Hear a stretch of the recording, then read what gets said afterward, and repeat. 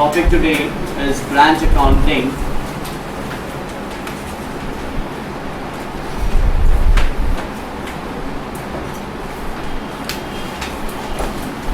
ये टॉपिक क्या है एंड कोई भी चैप्टर का बेसिक इंट्रोडक्शन जो होता है स्टार्टिंग का वो ध्यान से सुन लिया करो, उससे चैप्टर का बेसिक्स क्लियर होगा, रटना नहीं पड़ेगा आपको. Branch accounting as a name is, आप सपोज एक बिजनेस कैरी ऑन कर रहे हो, आप कई जगह अपना ब्रांचेस खोल के रखे हो. Suppose you having your head office at Kolkata and you are having a branch office at Patna. आप एक शोरूम अपने पटना में खोल के रखा है, एक शोरूम आपने गुवाहाटी में खोल के रखा है, एक आप बैंगलोर में खोल के, एक मुंबई में खोल के रखे हो. No those are your branches. Business एक है, ओनर एक है. One company is the owner या one proprietor is the owner of the business, but they are having separate branches. इस टॉपिक में सीखना क्या है, दैट सेपरेटली एक एक ब्रांच का प्रॉफिट या लॉस निकालना. क्योंकि पहली बात तो at the end of the year for the entire business as a whole आप प्रॉफिट लॉस निकाल सकते हो ट्रेडिंग एंड P11 बना करके. But for management decision making process वो सफिशिएंट नहीं है कि आप सारे बिजनेस, पूरे बिजनेस का including all branches and head office taken together profit loss निकाल लो. That is not sufficient for decision making purposes. क्योंकि आप एज अ बिजनेसमैन ये जानना चाहोगे दैट कौन सा ब्रांच में कितना प्रॉफिट हो रहा है, कितना लॉस हो रहा है, हाँ या ना. सेपरेटली इंडिपेंडेंटली आप जानना चाहोगे एक एक ब्रांच से. हो सकता है बिकॉज कोई ब्रांच, मुंबई ब्रांच आपको बहुत ज़्यादा प्रॉफिट दे रहे हैं और आपका पटना ब्रांच लॉस में जा रहा है. जब तक आप सेपरेटली नहीं बनाओगे पता ही नहीं चलेगा. जिन लोगों का डिपार्टमेंटल अकाउंट्स किया हुआ है, अलग अलग डिपार्टमेंट अकाउंट्स क्यों बनाते थे, पर्पस यही था बनाने का. No branch, but branch is not according sense में it's not that similar to department, that separate. क्यों बनाते हैं, क्या करना है, ये समझ में आ रहा है. हमको सेपरेट ब्रांच का प्रॉफिट या लॉस सेपरेटली निकालना है. Purposes for the management decision making purposes. ना उसके लिए मेथड्स है बहुत सारा, एंड सारा मेथड्स अपने को सीखना पड़ेगा बिकॉज एग्जाम में कोई सा भी मेथड पूछ सकता है. फिलहाल इतना समझ में आया that in the books of head office, अभी हम लोग जो सीखने जा रहे हैं that is in the books of head office. Head office अपने बुक्स में ब्रांच का अकाउंट्स मेंटेन कर रहा है. बहुत सारा मेथड्स हैं इसमें. पहला method I am going to pick up today is we call it the debtor system.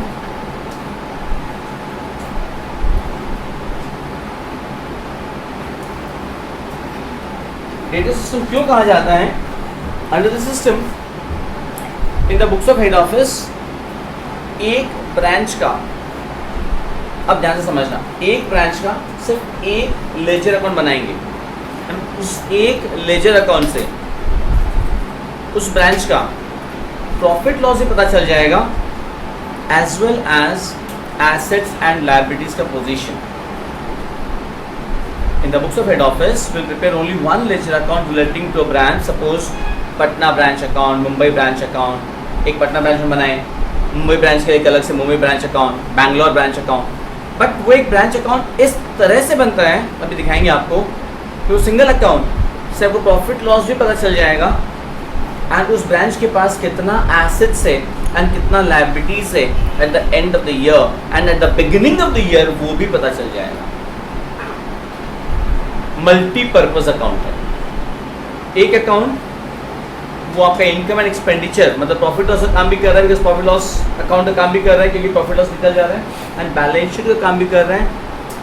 And मैं क्या बोला, opening and closing asset liabilities, closing assets and liabilities, सब कुछ पता चल जाएगा. इस तरह से बनाया जाएगा. It's very easy one, it's very easy. Opening with copies in the books of head office.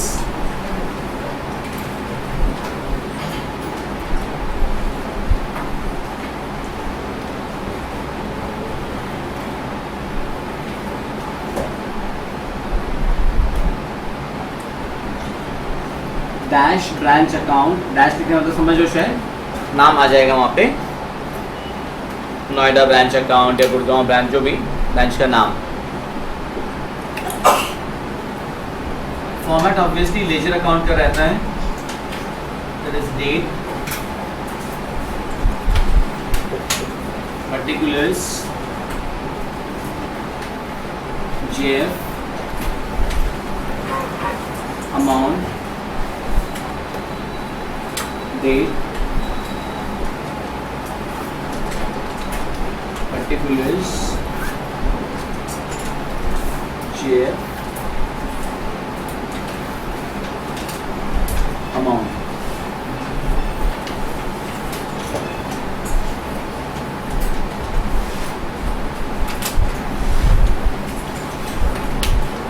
Format would be a ledger account, draw the format fast.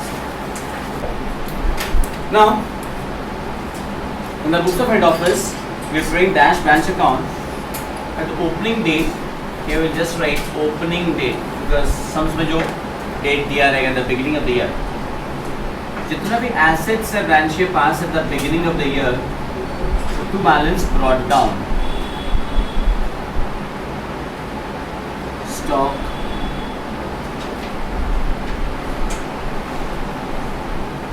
debtors,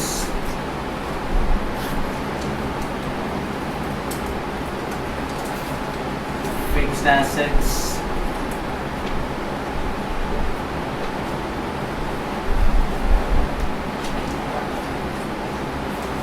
petty cash,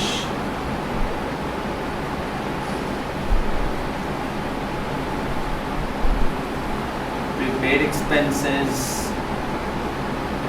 to balance brought down दे करके उसके नीचे dash dash dash दे करके opening date का जितना भी assets है ब्रांच के पास वो सारा लिख देना है। It can be many more, मैंने जस्ट फिक्स एसेट लिखा है ना, that can be furniture, machinery, anything. Similarly at the beginning of the year is that is opening date again, जो लायबिलिटीज है ब्रांच के पास, this by balance brought down।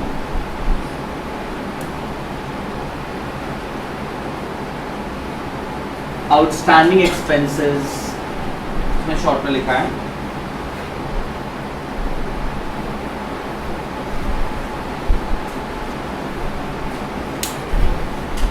अब जो बोलने जा रहा हूं शायद थोड़ा सा एक वर्ड डरावना आपको आ सकता है। डरावना किस लिए? कंसाइनमेंट पुल के चैप्टर था फर्स्ट ईयर में। हाँ सर, गंदा लगता था सर। इनवॉइस प्राइस इसका क्या फंड है तो बाद में बताएंगे आपको, जस्ट शॉर्ट में। कभी कभी हेड ऑफिस ब्रांच को जब गुड्स भेजता है, जैसे कंसाइनमेंट में होता था, कंसाइनर गुड्स भेजता था at a price higher than the cost price, that was known as the invoice price. तो आपको याद है क्लोजिंग स्टॉक का वैल्यू इनवॉइस प्राइस पे करते थे, तो क्लोजिंग स्टॉक इनवॉइस प्राइस पे, तो ओपनिंग स्टॉक भी तो इनवॉइस प्राइस पे होगा ना। वैसे ही हेड ऑफिस जब ब्रांच को गुड्स भेजता है कभी कभी इनवॉइस प्राइस पे भेजता है। तो ब्रांच के पास जो क्लोजिंग स्टॉक पड़ा रहेगा या ओपनिंग स्टॉक पड़ा रहेगा उसका वैल्यूएशन भी किस पे होगा? इनवॉइस प्राइस पे होगा।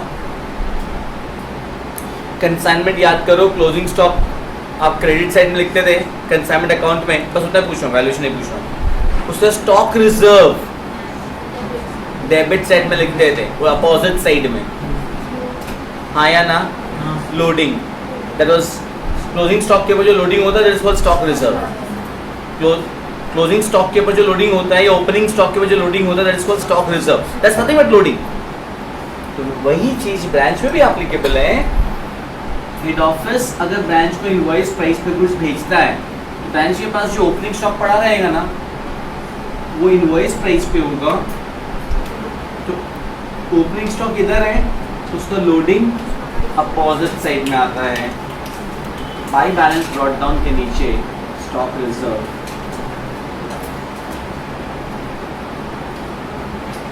उसको आप अपने समझने के लिए ब्रैकेट में लिखो, loading on opening stock.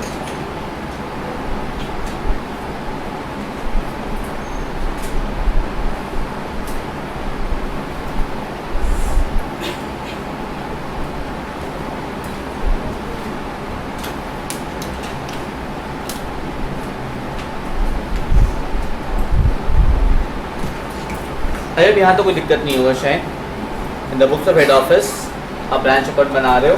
To balance brought down, opening date का सारा assets. By balance brought down, opening date का सारा liabilities. Next on the debit side, now in the date column question mark because during the year का transactions है. Two goods sent to branch.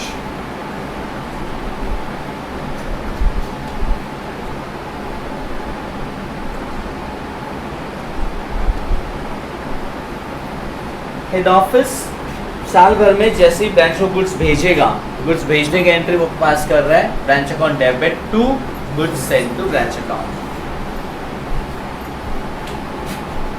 अगर इसमें से कुछ गुड्स ब्रांच ने return कर दिया तो goods sent to branch account debit to branch, उल्टा एंट्री हो जाएगा. By goods sent to branch account, नाम यही रहेगा goods sent to branch account. Just bracket में या डैश देके will mention returns.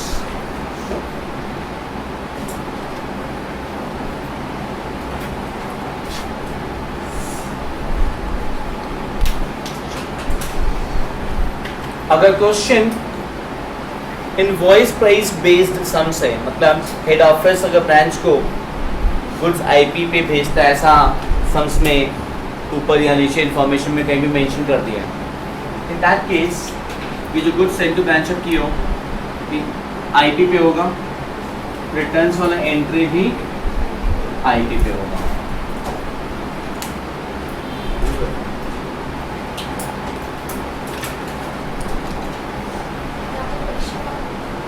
Question mark, date column question mark. सिर्फ ओपनिंग एंड क्लोजिंग डेट्स होता है, ड्यूरिंग द ईयर ट्रांजैक्शंस में सारा में क्वेश्चन मार्क रहता है. नेक्स्ट, अभी आपको ये जो वैरायटी हम लोग करा रहे हैं, हम लोग जो कर रहे हैं जो वैरायटी, नाम क्या पता है? Data system. This is a broader part of the variety called dependent branch. Branches ना दो तरह की होती है, एक होती है डिपेंडेंट ब्रांच, एक होती है इंडिपेंडेंट ब्रांच. डिपेंडेंट ब्रांच नाम से समझ में आया, डिपेंडेंट मतलब the branch is dependent upon the head office. Branch is dependent upon the head office for what? For all supply of goods, for everything. Dependent branch variety में होता क्या है? ब्रांच को जितना भी माल चाहिए हेड ऑफिस भेजता है. ब्रांच के पास जो सेल्स होगा वो एवरी डे या at the end of every week जितना भी उसको कलेक्शन होगा ना, नॉर्मली एवरी डे का होता है कि दिन भर में माल बेचे जितना पैसा आया वो हेड ऑफिस के बैंक अकाउंट में जमा कर देगा. मतलब आपका पटना में ब्रांच है, आप डिपेंडेंट ब्रांच अगर है ना, उसका ऑपरेशनल सिस्टम क्या रहता है कि वो वही माल बेचेगा जो आप यहाँ से भेजोगे, नंबर वन. नंबर टू, माल बेच के जो भी पैसा आएगा वो डे टू डे आपके बैंक अकाउंट में आपको ट्रांसफ़र कर देगा. कौन? ब्रांच हेड ऑफिस को भेज देगा. अब इसका मतलब अब ब्रांच में खर्चा तो लगेगा, खर्चा तो लगता है ब्रांच में. ब्रांच वाला जगह का भाड़ा, ब्रांच में जो 10 स्टाफ लोग काम करते हैं उनका सैलरी, जो भी तरह खर्चा है वो सारा खर्चा फिर कैसे पे होगा? हेड ऑफिस चेक बना के भेजता है. ब्रांच के पास जो पैसा आएगा ब्रांच अपने पास में नहीं रख रहा, वो पैसा वो क्या कर रहा है? हेड ऑफिस को दे रहे हैं. एंड हेड ऑफिस क्या करेगा? ब्रांच का सारा एक्सपेंसेस खुद पे करेगा. मोटा मोटा जितना एक्सपेंस हो तो भाई चेक भेज देगा. स्टाफ का सैलरी सबके नाम से चेक बना के भेज देगा. जगह भाड़े का चेक लैंडलॉर्ड के नाम से चेक बना के भेज देगा. अब रहा सर डेली का थोड़ा खर्चा और भी होता है, पेटी एक्सपेंसेस चाहिए बहुत सारा, खुद का खर्चा चाहिए, उसके लिए पेटी कैश भेज देता है. हर महीना थोड़ा थोड़ा करके पेटी कैश के लिए अलग से पैसा भेज देगा. क्यों इंट्रोडक्शन दे रहा हूँ इतना? आप किससे बुक्स में बना लेते हैं? Books of head office. Head office जब ब्रांच को गुड्स भेजा तो उसने क्या पास के branch account debit to goods sent to branch. वो ब्रांच को एज अ डेटर मान रहा है. तो टॉपिक का नाम था data system. This is sub part of the broader variety dependent branch. मैं नेक्स्ट टॉपिक नेक्स्ट चीज में आ रहा हूँ. हेड ऑफिस ब्रांच का खर्चा जब पे कर रहा है, branch account debit to bank. Head office जो ब्रांच के लिए पैसा पे कर रहा है, चाहे सैलरी हो ब्रांच के स्टाफ का, चाहे रेंट हो, चाहे एडवर्टाइजमेंट हो, जो भी सारा एक्सपेंसेस के लिए पैसा पे कर रहे हैं, हेड ऑफिस अपने बुक्स में एंट्री क्या पास करेगा, bank account debit to bank.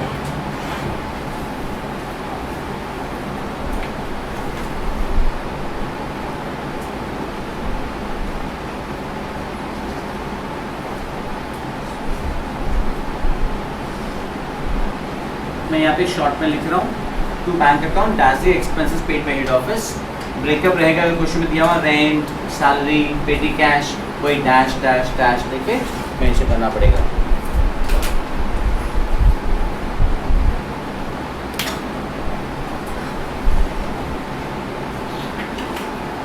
तो बैंक अकाउंट डैश लेकर के expenses paid by head office.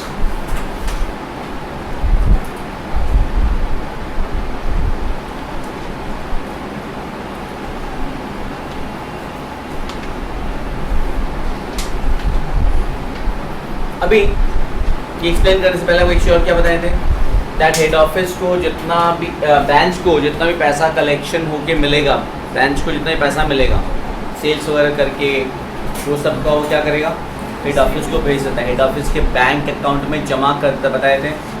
Patna से दिल्ली आज भी तो आएगा नहीं पैसा लेके, हाँ बाबू लीजिए इतना पैसा, तो क्या करेगा, पटना में बैंक अकाउंट में जमा कर देगा हेड ऑफिस के अकाउंट में।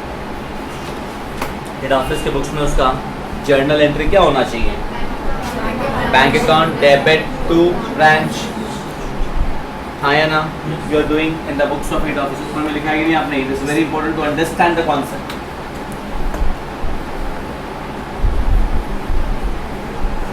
That's why bank account that can be cash sales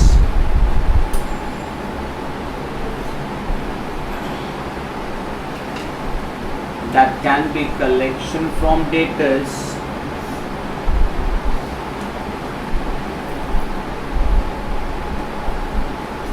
that can be sale of fixed assets हो सकता है। तो ब्रांच के पास कोई फर्नीचर था, पुराना फर्नीचर हो गया था, बेच दिया, ऑब्वियसली हेड ऑफिस से परमिशन लेने के बाद, तो जो बेचा तो बेच के पैसा आया, वो पैसा भी उसको हेड ऑफिस को भेज देना है। हेड ऑफिस को पैसा मिल रहा है, सिंपल, वो एंट्री पास करेगा bank account debit to branch, इसी ब्रांच अकाउंट में बाय बैंक।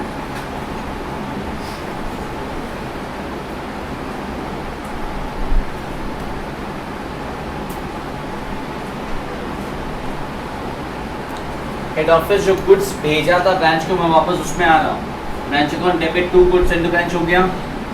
अगर आईपी का सम्स तो आईपी पे होगा ये। ब्रांच ने अगर कुछ गुड्स हेड ऑफिस को रिटर्न कर दिया तो by goods sent to branch dash देकर रिटर्न से भी आईपी पे होगा। इनवॉइस पे इसका सम्स अगर है loading on goods Saint on consignment, याद आया कुछ कुछ, भूली बिसरी बातें किसी ज़माने की डाला। वही सपोज सिंपल सा लॉजिक, अभी उसका कैलकुलेशन में नहीं जा रहा हूँ। 4 लाख का गुड्स था, cost price, head office branch को जब भेजा तो बिल में लिख के भेजा 5 लाख।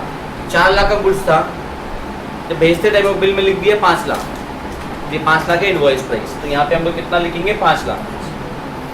चल मान लेते हैं रिटर्न्स नहीं है, तो सीधी सी बात है रिटर्न नहीं है मान लेते हैं, तो हमारा ब्रांच अकाउंट 1 लाख रुपए से ज़्यादा डेबिट हुआ है, क्योंकि कॉस्ट प्राइस तो 4 लाख का होना, तो 4 लाख चाहिए, पर हम लोग कितना शो कर रखे हैं 5 lakh.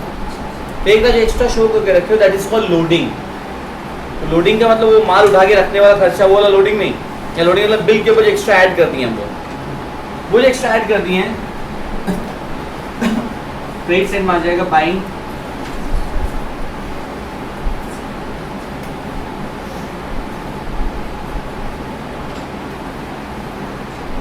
Goods sent to branch account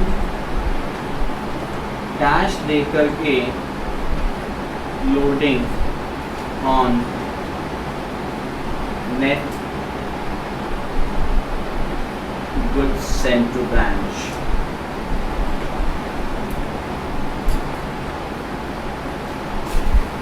goods sent to branch का लोडिंग, बस मैंने यहाँ पे एक वर्ड ऐड किया नेट, शायद कुछ लोगों को समझ में आ गया नेट क्यों लिखे हैं।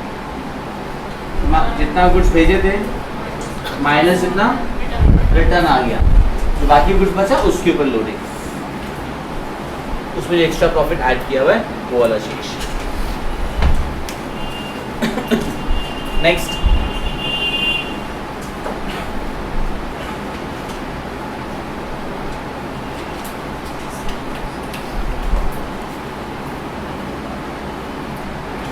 कंसाइनमेंट नहीं किया, कोई बात नहीं, फाइनल अकाउंट्स किया हुआ बचपन में।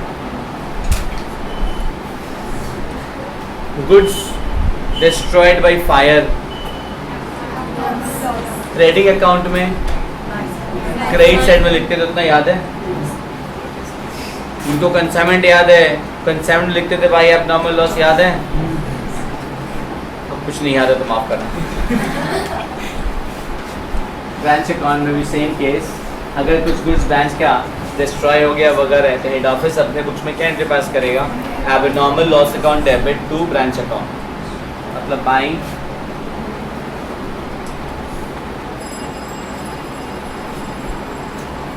abnormal loss account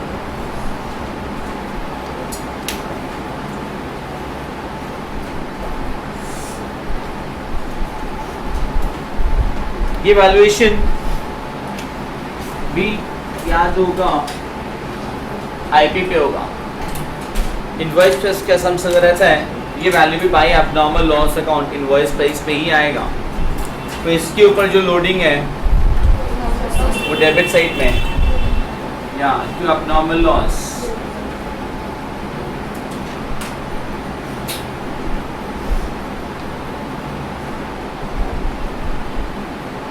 डैश लेकर के लोडिंग,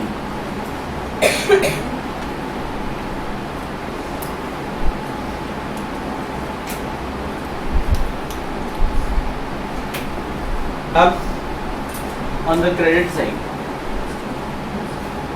ब्रांच में at the end of the year जितना भी एसेट्स बचा हुआ है, by balance carried down, opening date के assets to balance brought down था, क्लोजिंग डेट के by balance carried down. Stock हो सकता है, डेटर्स हो सकता है,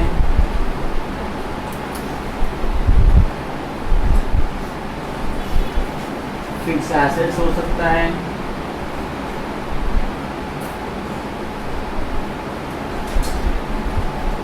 प्रिपेयर एक्सपेंसेस हो सकता है, पेटी कैश हो सकता है,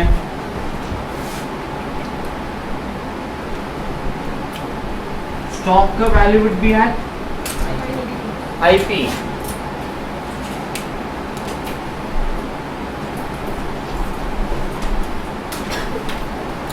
डेबिट साइड में यहाँ थोड़ा सा एक लाइन का स्पेस छोड़ के लिखा, पता नहीं क्यों, मैं बताऊंगा। टू बैलेंस कैरिड डाउन, यहाँ बीच में स्पेस छोड़ा थोड़ा सा। To balance carried down, closing date के liabilities, outstanding expenses,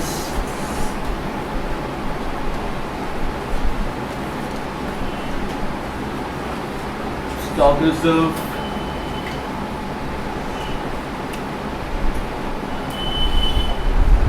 stock is what we know, loading on closing stock,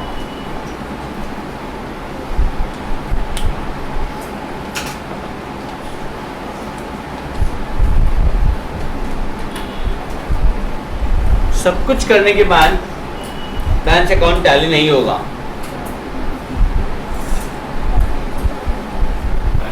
The difference would be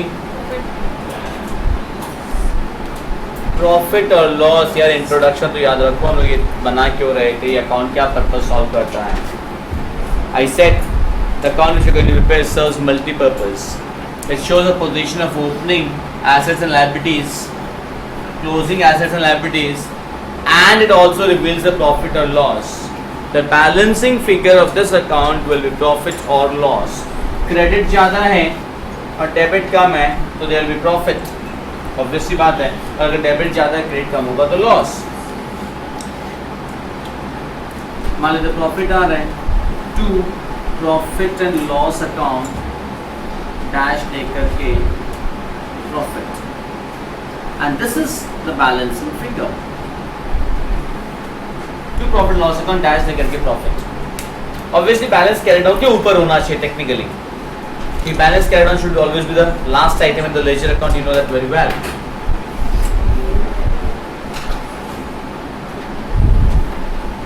Listen, now this branch account is showing us the profit or loss of the branch, लेकिन अगर अभी आप इस branch account को बहुत ध्यान से follow करोगे बातचीत ना करके ब्रेक के टाइम में, तो बहुत कुछ समझ में आएगा। बहुत सारा आइटम है ऐसा जो हमने स्किप किया नहीं लिया, बहुत सारा ट्रांजैक्शन ऐसा है जो किसी भी बिजनेस में बहुत कॉमन ट्रांजैक्शन होता है which are not shown over here. Go through the format first. क्या क्या डेबिट में आ रहा है, क्या क्रेडिट में आ रहा है, go through it first. बहुत ध्यान से अगर आप देख रहे हो, डेटा से related we have taken just 3 informations. Opening datas, mark my red circles now. Collection from datas and closing datas. हाँ या ना? Mark this 3 red circles. That हम लोग data से related से 3 चीज लिए हैं. Datas लिए हैं, collection मतलब datas को opening balance debit side में लिए हैं, collection from datas credit side में लिए हैं, and closing datas credit side में लिए हैं. जबकि data से related और दुनिया भर का transactions है यार, credit sales, sales return, bad debts, discount allowed, चलो ये 4 ही कॉमन आइटम है मान लेते हैं, ये 4 तो लिए ही नहीं हमको। Yes, that is a uniqueness of this type of an account. ये अकाउंट एक किस तरह का अकाउंट है, अब गौर से अगर ये तीनों चीज को देखते हो, ये तीनों चीज ही ट्रेडिंग एंड पीएल में लेते ही नहीं है। प्रॉफिट लॉस निकालने की बात कर रहे हैं ना, आप अकाउंट बनाए हैं, प्रॉफिट लॉस निकला यहाँ से। प्रॉफिट लॉस निकालने के लिए ट्रेडिंग एंड पीएल बनाते हो। ट्रेडिंग अकाउंट में आप सेल्स लेते हो, क्रेडिट सेल्स, कैश सेल्स, तो डेटा से रिलेटेड क्रेडिट सेल्स होता है। सेल्स रिटर्न लेते हो ट्रेडिंग में। आप पीएल में डिस्काउंट अलाउड लेते हो। फाइनल अकाउंट याद आ रहा थोड़ा थोड़ा। बैड डेट्स लेते हो पीएल के डेबिट में, वो सब कुछ लिए ही नहीं। एंड ये तीनों चीज ट्रेडिंग एंड पीएल में लेते ही नहीं है। कलेक्शन फ्रॉम डेटा, डेटा से पैसा मिला, ट्रेडिंग एंड पीएल में लेते हैं क्या? नहीं, वो तो कैश अकाउंट में आता है और डेटा अकाउंट में आता है, ट्रेडिंग पीएल में थोड़ी आता है। Opening balance and closing balance और डेटा भी ट्रेडिंग एंड पीएल अकाउंट में नहीं आता है। बट फिर भी हमारा मैंने जो पढ़ाया है, आई प्रॉमिस मैंने गलत नहीं पढ़ाया, सही पढ़ाया पूरा, डाउट मत करना। ब्रांच अकाउंट में यही सब आएगा खाली। क्यों पता है? जस्ट टेक एन एग्जांपल, एक इलस्ट्रेशन दिखा रहा हूँ। अभी जो दिखा रहा हूँ कोई सम्स नहीं है, ठीक है, बट आपको एक चीज दिखा रहा है, ये शो कर रहे हैं that we have omitted those things but still our profit loss is going to be correct. I mean to say that these type of transactions are ignored in branch accounting under this variety. They are ignored. Just take an example.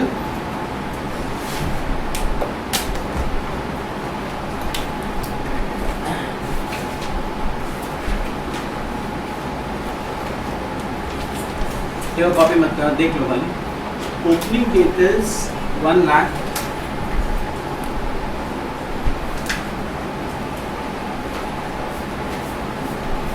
Credit sales 5 lakh,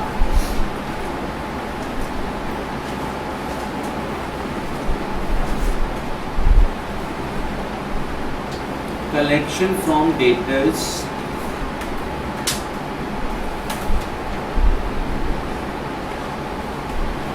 4.5 lakh,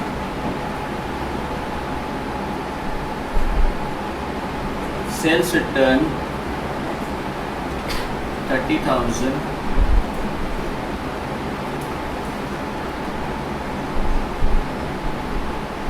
bad debts 10,000,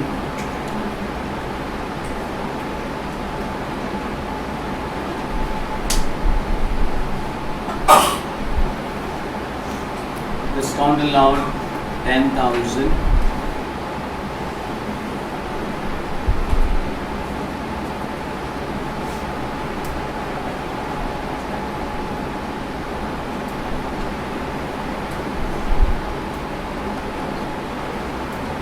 Closing date is 70,000. ये data से related इतना सारा information है. आप अगर trading account and PL account बनाते हो ना, ट्रेडिंग एंड पीएल अकाउंट, आपको पता है क्या क्या लोगे आप.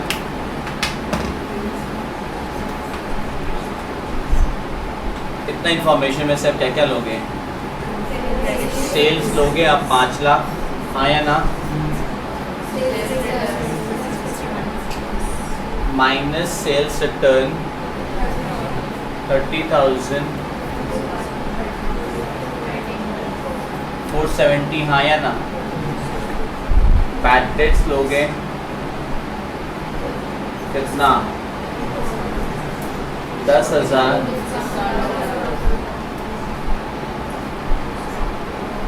डिस्काउंट अलाउड लोगे आप 10,000. बस इतने तो लोगे.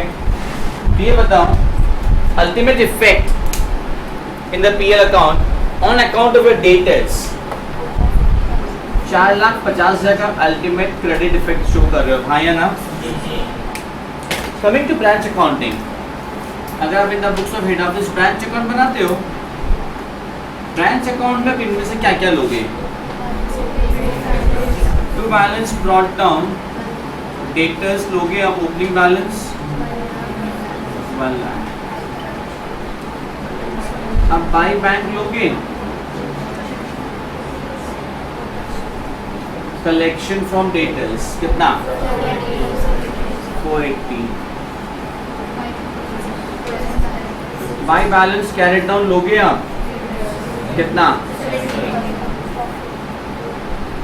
सो ultimate effect 480, 70, 5.5 lakh, 1 lakh minus 4,50,000. There is a uniqueness of this variety that यहाँ पे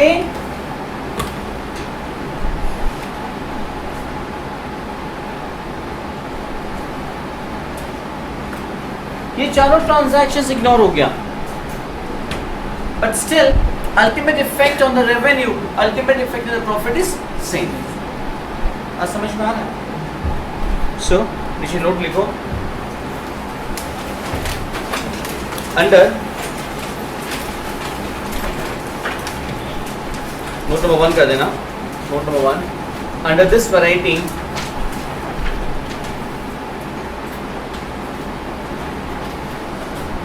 transactions like credit sales, sales returns, bad debts, discount allowed, etc. are ignored altogether. Full stop.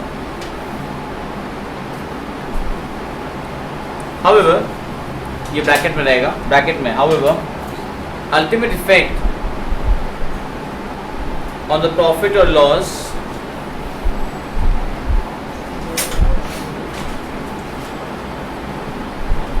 remains the same.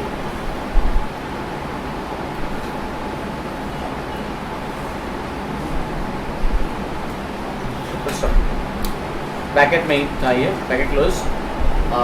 This can be shown with the help of the following example. This can be shown with the help of the following example.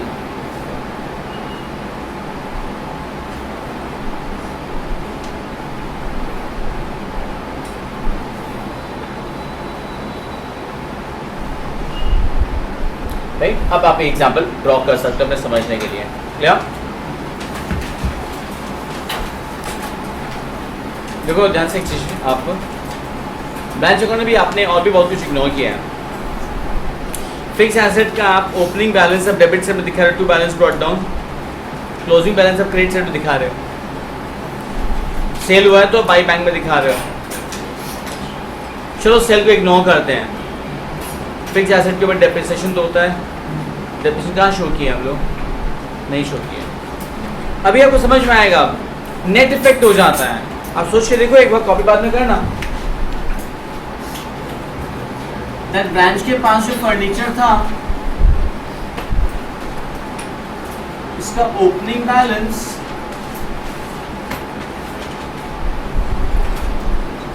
Furniture का opening balance मान लो था 10,000। 10% rate of depreciation है, मान लो question में लिख देता है 10,000 के ऊपर 10%, 1,000 रुपया, उसका eight the end of the value कितना बचा, 9,000। अपने को ब्रांच में क्या शो करना है, टू बैलेंस ब्रॉट डाउन में furniture 10,000, by balance carried down में फर्नीचर 9,000। 1,000 रुपया डेप्रिसिएशन कहीं नहीं शो करेंगे, प्रकार क्या हो तो गया automatically, 10,000 debit, 9,000 credit, ultimate effect कितने का आ गया, 1,000। Opening and closing assets and liabilities भी शो करना है, प्रॉफिट लॉस भी निकालना है, ऐसे ही निकलेगा। ओपनिंग एसेट आ गया, क्लोजिंग एसेट आ गया, माइनस करेंगे तो डेप्रिसिएशन हो गया ना automatically, so depreciation is ignored. बात समझ में आ रहा है? Similarly, number 2 में, similarly, under this variety, several other transactions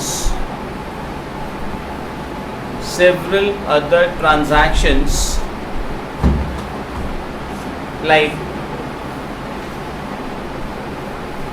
depreciation on fixed assets,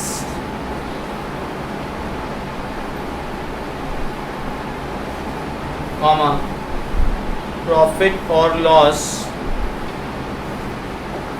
on sale of fixed assets,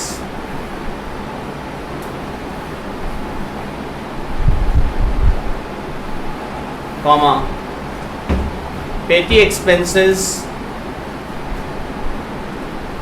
paid by the branch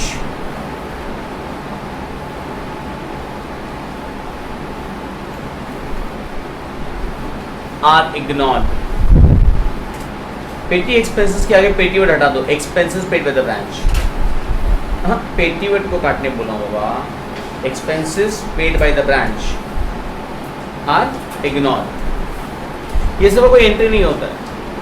अब देखो मैंने बताया था, हेड ऑफिस जो खर्चा पे कर रहा है उसका एंट्री होगा, ब्रांच जो खर्चा पे कर रहा है उसका अलग से कोई एंट्री पास ही नहीं होगा, सारा इफेक्ट ऑटोमेटिकली एलिमिनेट हो जाता है actually. Now let us come on to the books. We'll start sums straight away.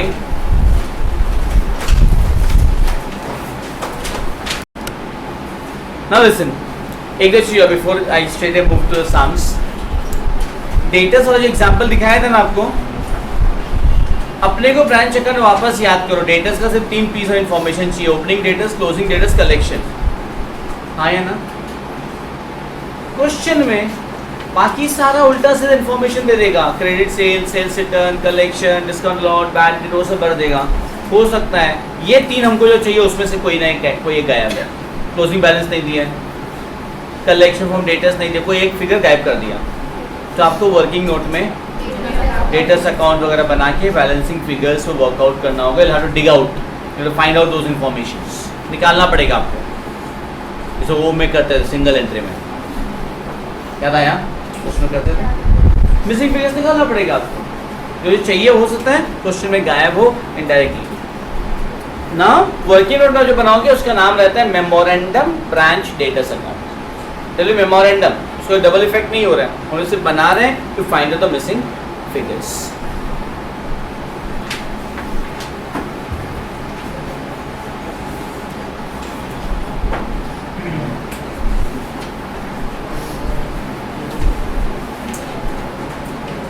Come on to Sum number 3. Sum number 3. आइए फटाफट सब बगल वाले का मैथ पढ़िए. Read the question carefully. आप देखो इस क्वेश्चन 3 में क्या क्या दिया है. Sense goods at cost plus 25%. अपना मैथ में थोड़ा सा मार्किंग कर लेना बिकॉज कॉस्ट प्लस 25%, कॉस्ट के ऊपर 25% है. तो आपको याद होगा दैट सिटी के ऊपर अगर 1/4 होता है, इनवॉइस प्राइस के ऊपर लोडिंग इज 1/5. वो स्टॉक रिजर्व निकालने बहुत इजी शॉर्टकट है, काम आता है. साफ लिख के देखो, कैलकाटा ब्रांच सेल्स गुड्स होगा, वो सेंस नहीं. कैलकाटा ब्रांच सेकेंड सेंटेंस में estimate maintains the branch of Calcutta to which it sends goods at cost plus 25%. Calcutta branch sells goods both in cash and on credit. All collections and cashiers are directly deposited to the head office bank account and all expenses are paid by the head office directly. देखो क्या लिखा है, जो जितना भी collection होता है वो सारा हेड ऑफिस अकाउंट में जमा कर देते हैं, सारा एक्सपेंस हेड ऑफिस पे करता है. इससे पता चलता है डिपेंडेंट ब्रांच है. आगे क्या लिखा है, from the following information prepare Calcutta branch account in the books of head office. Head office के बुक्स में कैलकाटा ब्रांच अकाउंट बनाना है. इससे पता चलेगा ये वाला वैरायटी मैंने कहा था ना, बहुत अलग अलग वैरायटीज़ है. इस वैरायटी के समय इससे पता चले क्या कि in the books of head office Calcutta branch account बनाना है. मेरे साथ ड्राइंग है.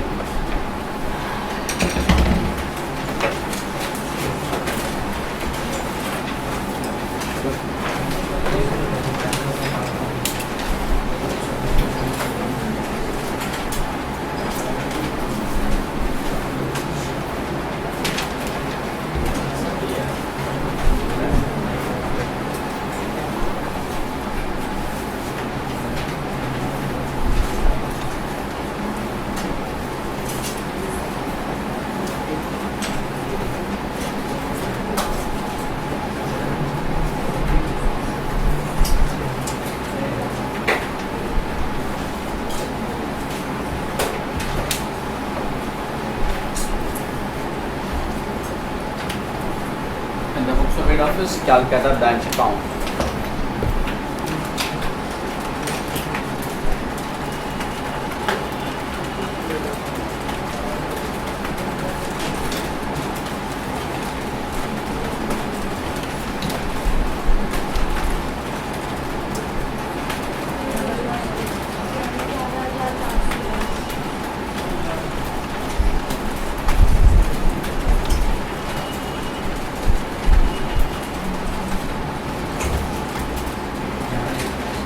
हो गया मैच.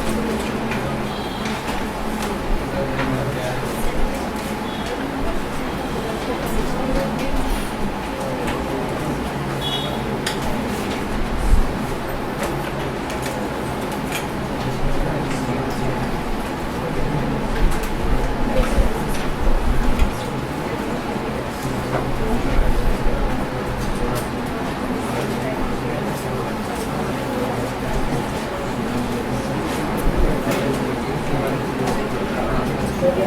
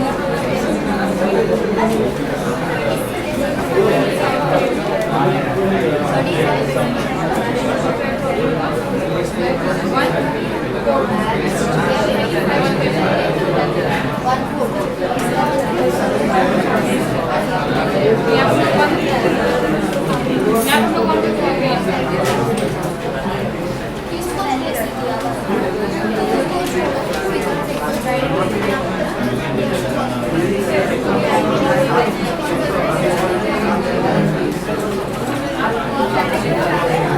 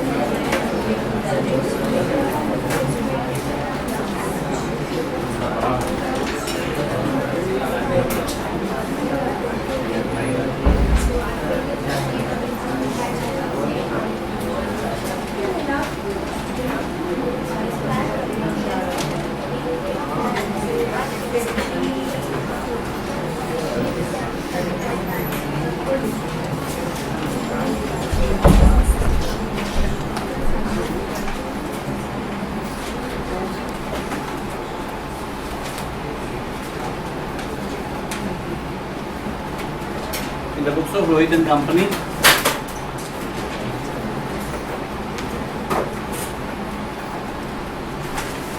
Branch account. ये सम 6 महीना का है, आपने लिखा है? Yes.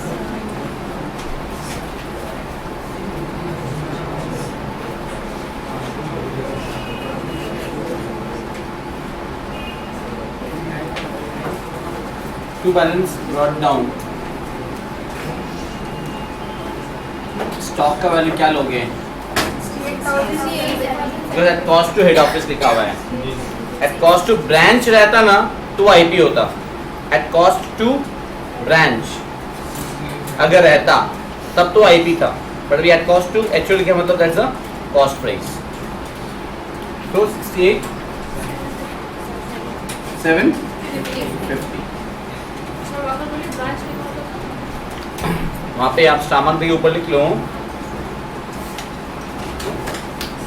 if it was given at cost to the branch, if it was given at cost to the branch, at cost to the branch को inverted commas में लिख लो, it would have been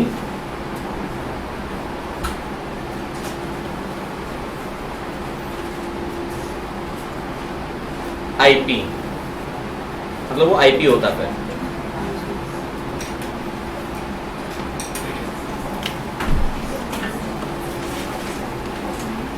अभी अब क्या करना पड़ेगा, फिर by balance brought down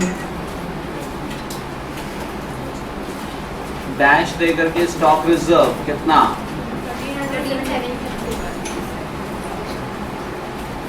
13,750.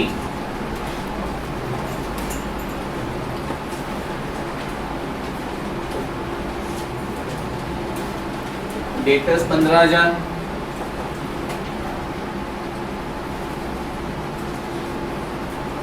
Furniture 12,000,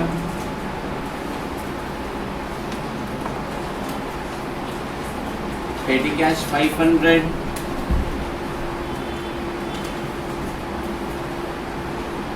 transactions for 6 months अब जो दिया है. Goods received from head office at the invoice price 2,25,000 है. थोड़ा आगे जाके देखो आप. पहली बात तो ये goods received from head office का मतलब क्या है, ब्रांच को इतना का गुड्स मिला है, बट आपको बनाना in the books of head office है. हेड ऑफिस की बुक्स में आप क्या लिखते हो, to goods sent to branch. Head office कितना गुड्स भेजा है आप देखो ध्यान से, थोड़ा सा आगे जाके आपने पढ़ा होगा. Goods sent to branch on 27/9/15 towards the end of the question. देखो, goods sent to branch on 27/9/15 received by the branch on 5th October 15. लेकिन आप बना कब तक कर रहे हो, 30th September 15 तक का बना रहे हो, हाँ या ना? इसका मतलब 1,500 रुपए का गुड्स हेड ऑफिस ने भेजा तो था, ब्रांच को मिला नहीं था, वो गुड्स इन ट्रांजिट था. ब्रांच बोल रहा है कि इसको 2,25,000 का मिल गया है, गुड्स रिसीव्ड इतना हुआ है, इतना और बाकी है. तो हेड ऑफिस के मुताबिक हेड ऑफिस ने भेजा कितने का है, 2,26,500. एंड आप in the books of head office बनाते हो branch account debit to goods sent to branch account लिखते हो ना आप.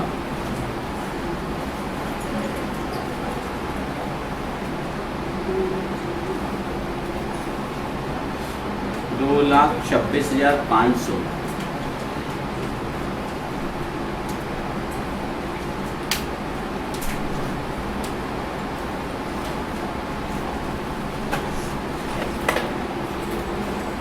Cash sales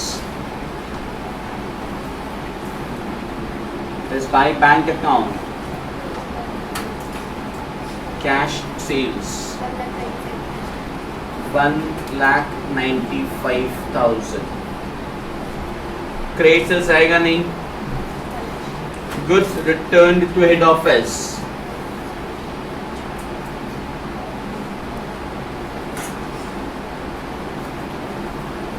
by goods sent to branch account dash दे करके रिटर्न्स 12,750. नॉर्मल लॉस का तो एंट्री होगा नहीं. अब नॉर्मल लॉस का एंट्री होता है, नॉर्मल लॉस का एंट्री होता नहीं है. सेल्स रिटर्न बाय कस्टमर्स आएगा नहीं. Cash receipt from debtors by bank के नीचे collection from debtors 50,000. bad debts आएगा नहीं. trade discount to customers already taken into account while invoicing. trade discount आता नहीं है तो क्लास 11 में सीखे थे. bills receivable received from customers at branch. bills receivable आएगा लेकिन by बैंक नहीं, by bills receivable करके. अब उसमें क्या होता है, अपने एज्यूम कर लेते हैं ब्रांच को कस्टमर से जब पैसा मिलता है वो हेड ऑफिस को दे देते हैं. तो हेड ऑफिस अपने उसमें क्या करता है, bank account debit to branch. BR मिला तो BR account debit to branch. तो अपने एज्यूम कर ले रहे हैं दैट ब्रांच ने वो बिल जो मिला हेड ऑफिस को भेज दिया. Clear? So that be bye. यहाँ पे थोड़ा स्पेस छोड़ के अगेन बिकॉज लोडिंग दिखना है. बाय बिल्स रिसीवेबल अकाउंट कितना 15,000.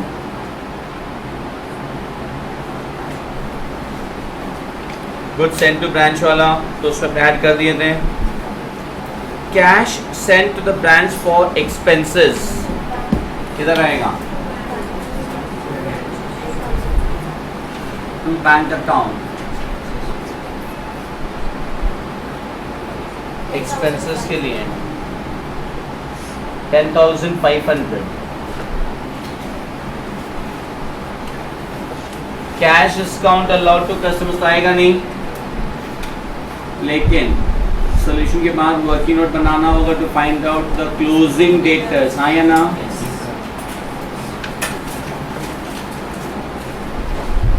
मेमोरेंडम ब्रांच डेटर्स अकाउंट बनाना होगा.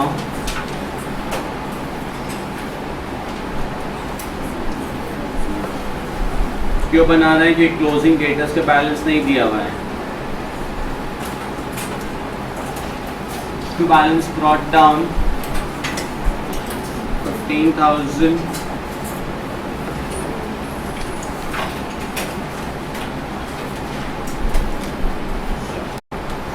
Two sales 80,000 है.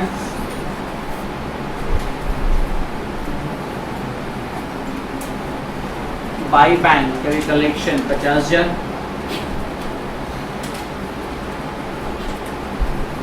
Bye bills receivable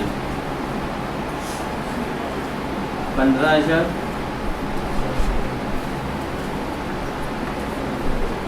bye sales return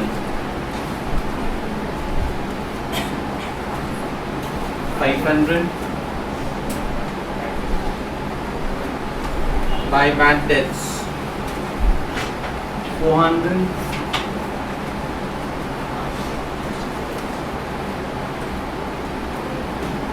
bye discount allowed 800. और कुछ है क्या?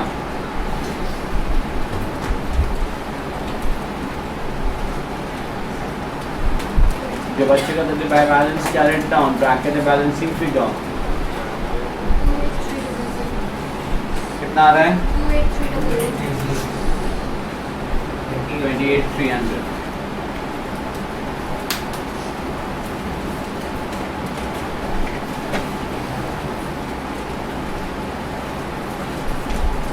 डेटर्स को मिटा दूं.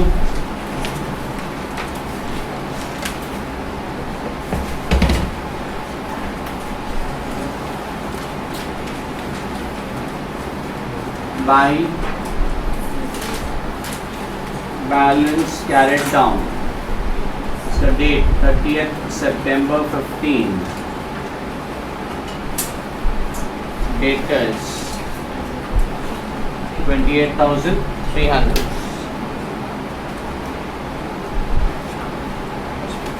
Stock 5,600. जैसे अपने स्टॉक लिखा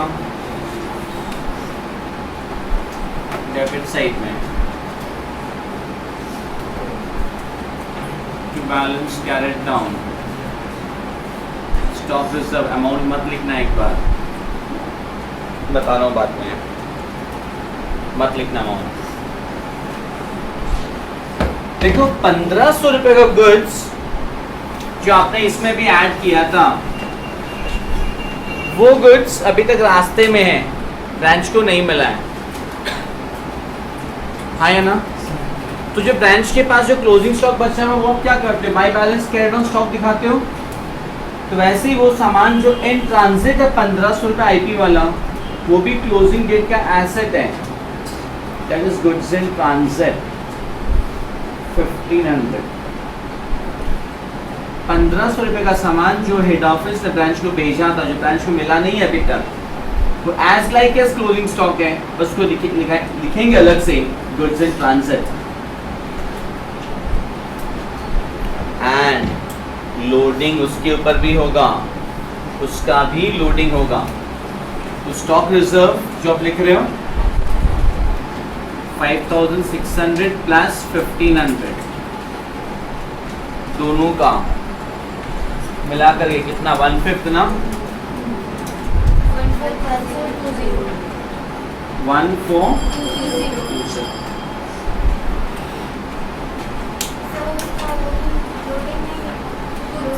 उसका लिख रहे हैं, उसका लिख रहे हैं, राइट। पेटी कैश बचा हुआ है क्लोजिंग डेट में 500। फर्नीचर को डेप्रिशिएट करने बोला 20% पर एनम। डेप्रिसिएशन तो 6 महीने का निकालना है कि सम 6 महीने का है, हाँ या ना? फर्नीचर 12,000 का है, 12,000 के फर्नीचर के ऊपर 20% डेप्रिसिएशन 6 महीने का कितना होता है? 1,200। तो हमको तो डेप्रिसिएशन लिखना नहीं है, लेकिन हमको तो फर्नीचर का वैल्यू लिखना है 10,800। हमारा आया कैसे? 12,000 minus depreciation minus 20% of 12,000 for 6 months।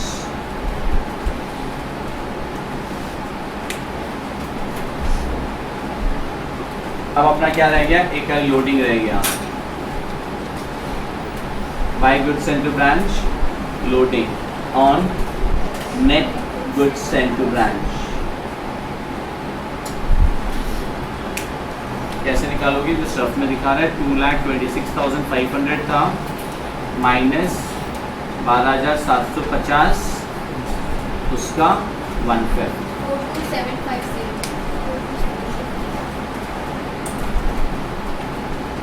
42,750।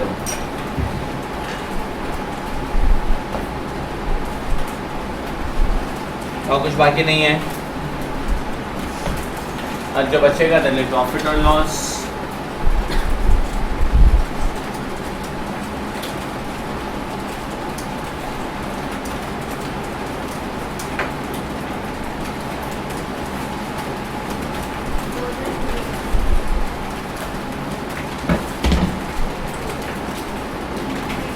कितना?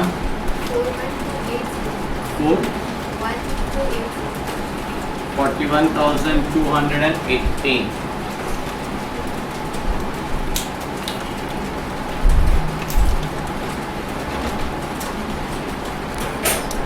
Come on to sum number 8. Come on to sum number 8 and start reading the question. ABC company had a branch at Bombay. Goods invoiced for branch at cost plus 25%. Branch is instructed to deposit cash every day in the HO account with the bank.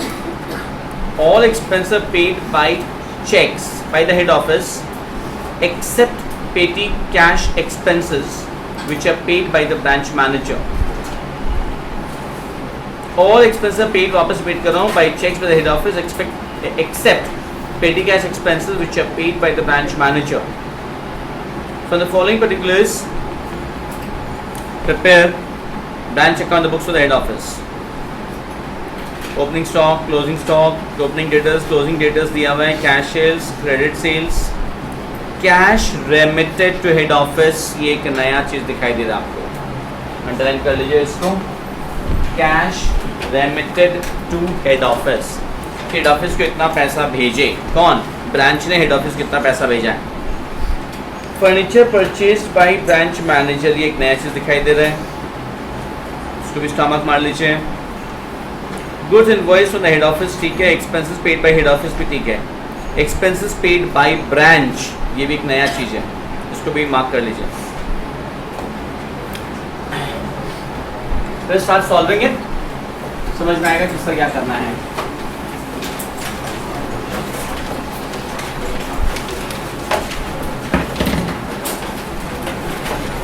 Start solving it.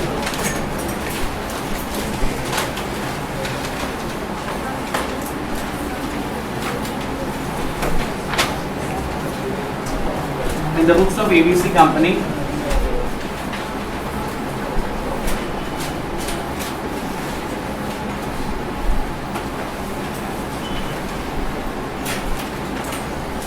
it's Bombay branch account.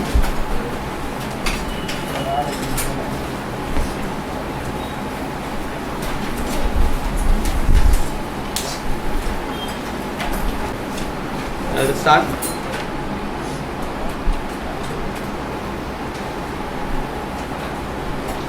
On 1/4/14, to balance brought down stock 2,500,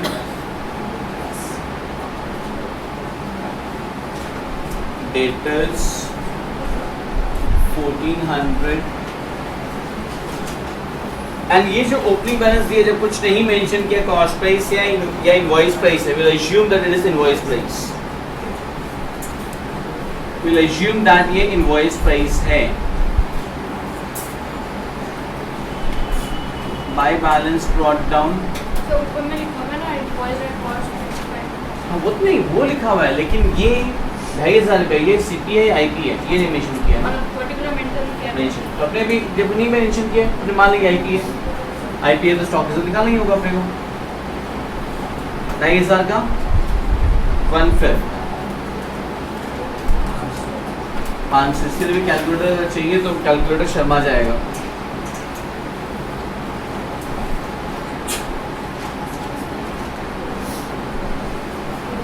cash sales को मैं omit कर रहा हूँ फिलहाल एक बार.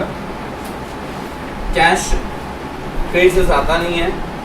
Cash remitted to head office omit कर रहा हूँ. Furniture purchase by branch manager को ओमिट कर रहा हूँ. Goods invoice from the head office, head office ने गुड्स भेजा. To goods sent to branch, कितना? 18,200.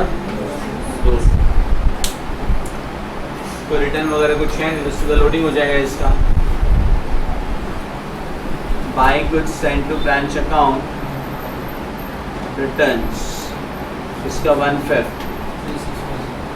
3,640. Expenses paid by head office, head office जो खर्चा पे किया है ब्रांच का वो तो आता है. हाँ loading, this is not return, this is loading. This is loading. To bank account expenses paid by head office 1,640.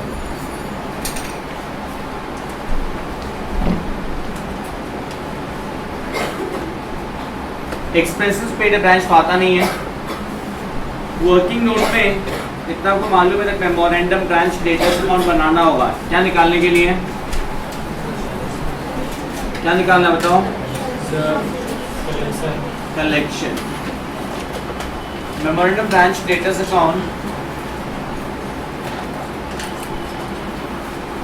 Part of your working note. To balance brought down 1400. Two sales 7000.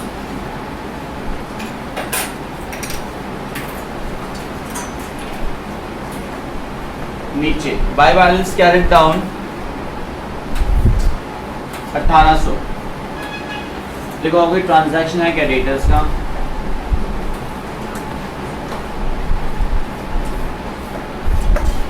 तो आपके transaction नहीं है ना? आपके बच्चे का क्या हो जाएगा? बाई बैंक ब्रैकेट में बैलेंसिंग फिगर कितना?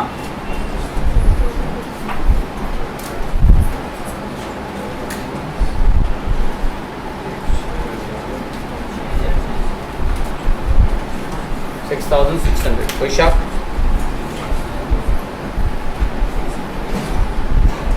Now look at your attention please. मैं मिटा दूं?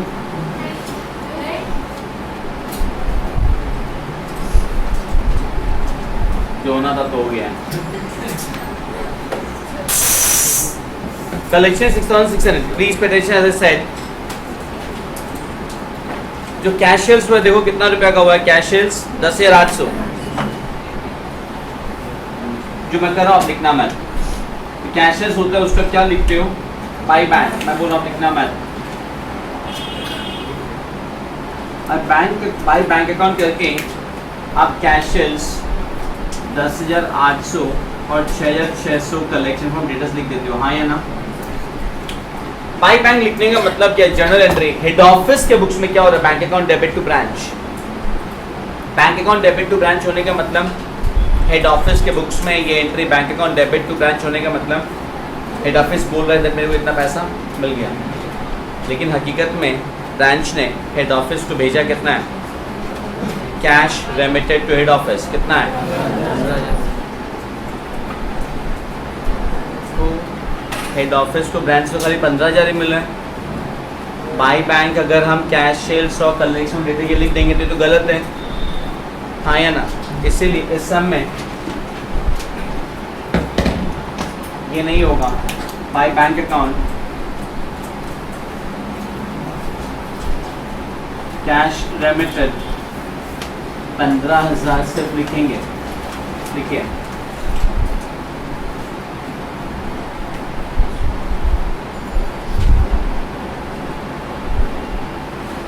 राइट. अभी आपके पेट पे गुड़गुड़ हो रहा है कि सर बाकी पैसा क्या किया? ब्रांच मैनेजर खा गया. सुनो ये पोर्शन देखो. कैश से पैसा आया था 10,800.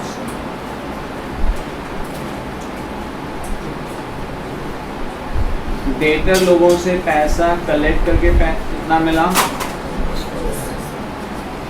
मतलब ब्रांच मैनेजर के पास टोटल पैसा आया इतना था. रेमिटेड उसमें से पैसा भेजा कितना है? वो 15,000. हेड ऑफिस से बेवकूफ़ नहीं है, बोलेगा बेटा 2400 हिसाब दे. ब्रांच मैनेजर बोलेगा ले बाबू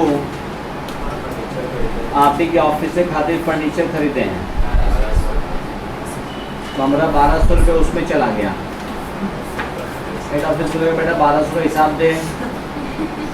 बोलेगा बाबू आप तो वहाँ कंजूस आदमी हैं, पेटी एक्सपेंसेस चाय नाश्ता के लिए पैसा नहीं देते हैं, वो खर्चा लगा हमसे.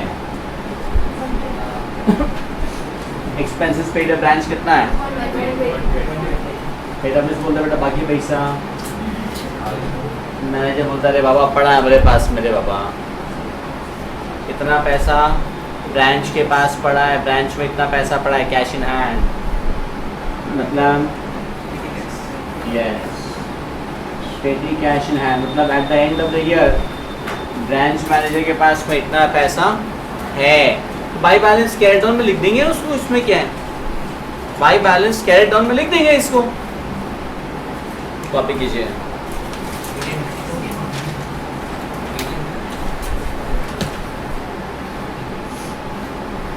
Well, now how do we record all these things? Listen.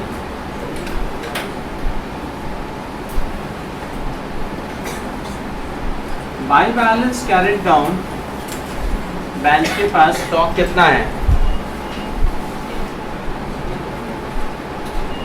3000। उसका तो आपको हाथों हाथ इसका डेट 31 मार्च 15 डेबिट साइड में 31 March 15 to balance carried down stock reserve 600 रुपये होगा। 3000 का 1/5। डेटर्स कितना बचा हुआ है? क्लोजिंग डेटर्स कितना है? 1800। और क्या आएगा?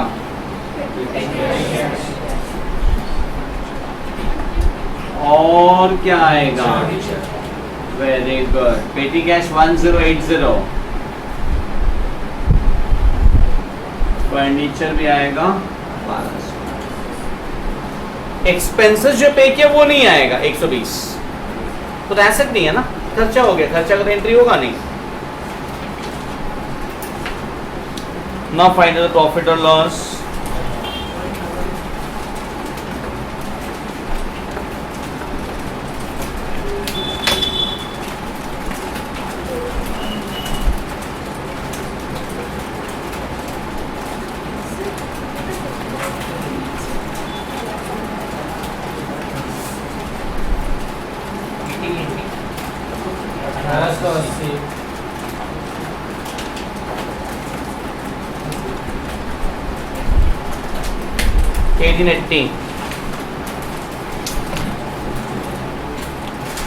Now the most awaited part, JD में क्लास करने के लिए आप जिसलिए आते हो,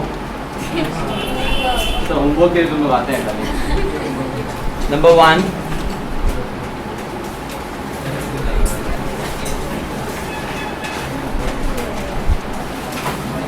number 10,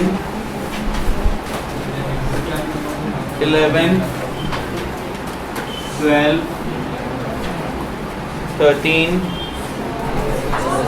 Now listen, while come on to number 13 first. 13 is homework. आपको तो एक चीज दिखा दूं मैं।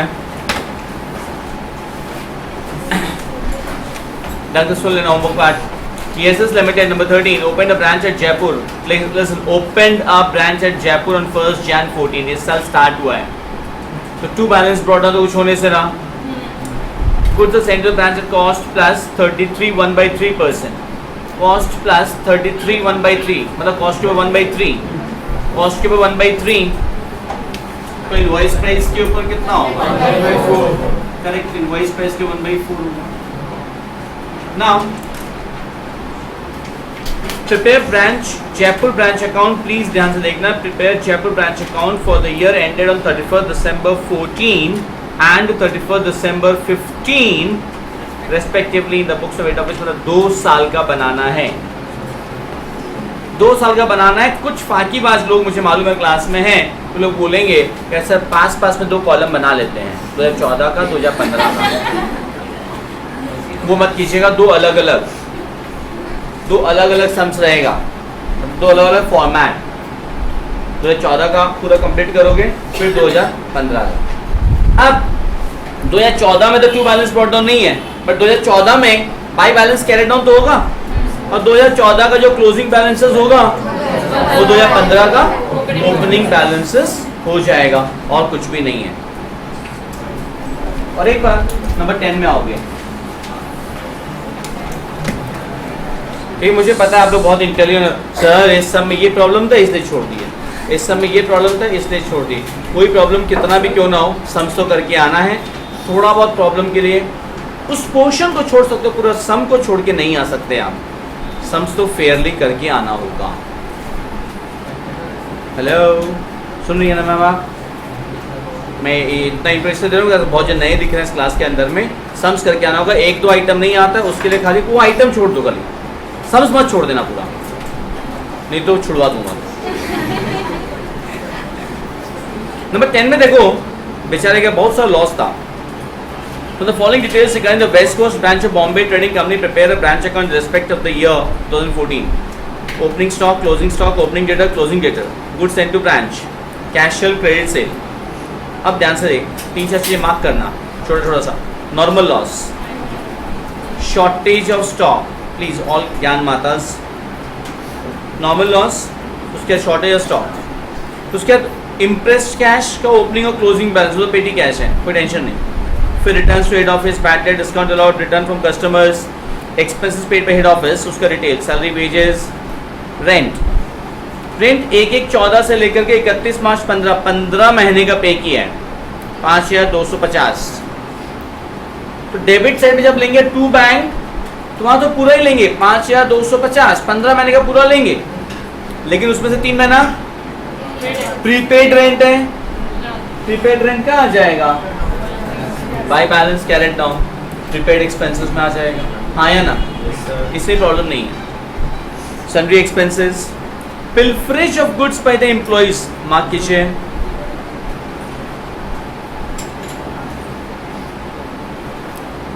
Pilferage is again a normal loss. Pilferage क्या होता है पता है?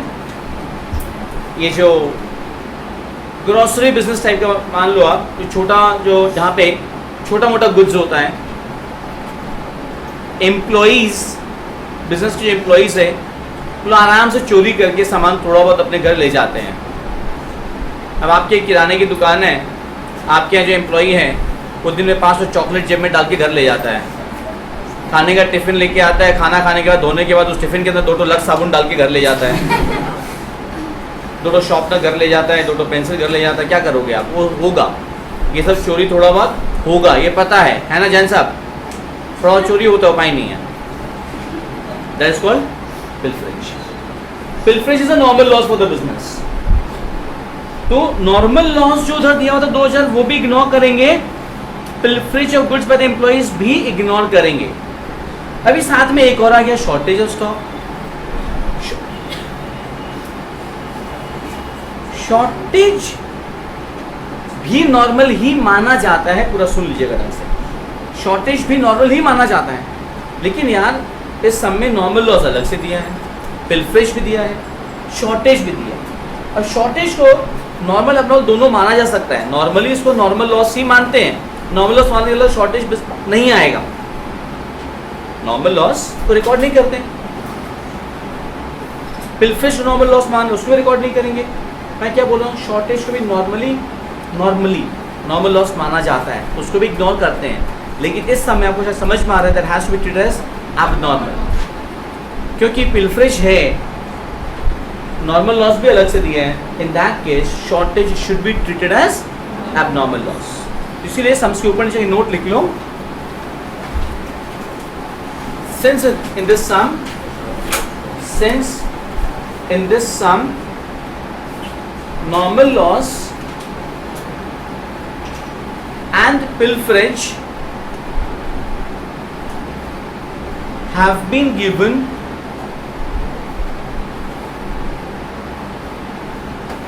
separately,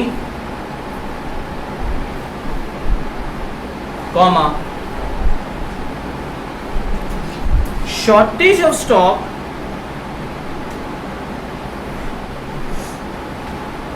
will be treated as